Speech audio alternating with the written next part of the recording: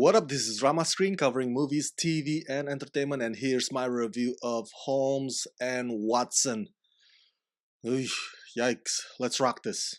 It really is sad that the year 2018 had to end with an atrocity like Holmes and Watson. And you know, this movie's biggest crime is that it's just not fucking funny. Writer-director Ethan Coen is a terrible joke teller, and it's obvious he's just throwing things against the wall hoping any of them would stick. The story is set in the 1800s, and for whatever reason, there are countless of today's pop culture references.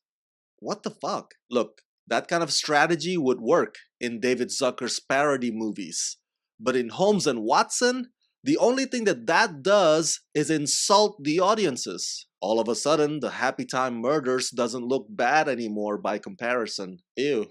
I feel like throwing up just saying that. The team-up of Will Ferrell and John C. Reilly, who previously cracked us up in such films as Step Brothers and Talladega Nights, reunited once again, this time for this film, in which they play the iconic fictional consulting detective and his loyal biographer/partner. Meanwhile, Professor Moriarty has revealed his latest plan to harm the Queen of England.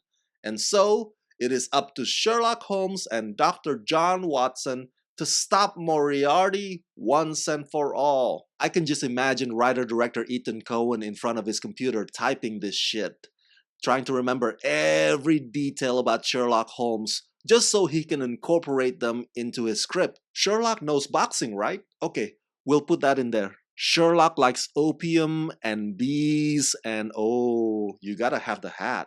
Okay, now let's build some jokes around those habits and those objects. And by now you all know how I feel about Will Ferrell. His signature move is yell and scream and loudly yell some more. Will Ferrell is basically Will Ferrell in all his movies. Just like in this one.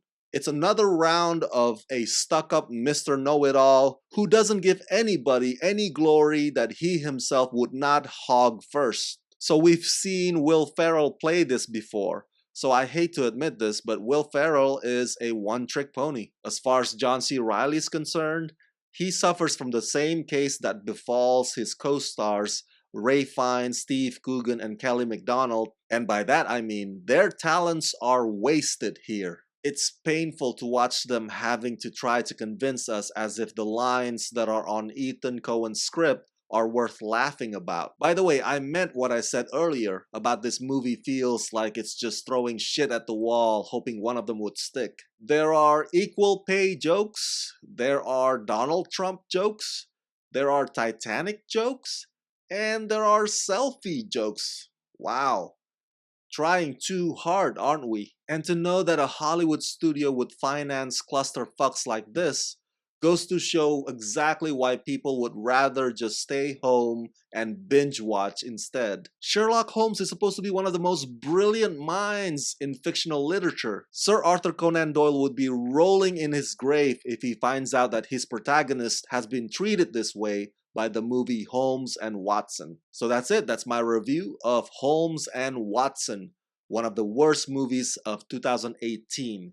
Share your thoughts in the comment section below and share this video with all your friends on the YouTubeverse. And as always, subscribe to my channel and ring the bell so you can get notified whenever I post new videos. Hey, if you like this review and you want me to make more, please contribute monthly to help support this channel at Rama Screen Patreon page. Become my patrons today at patreon.com/ramascreen.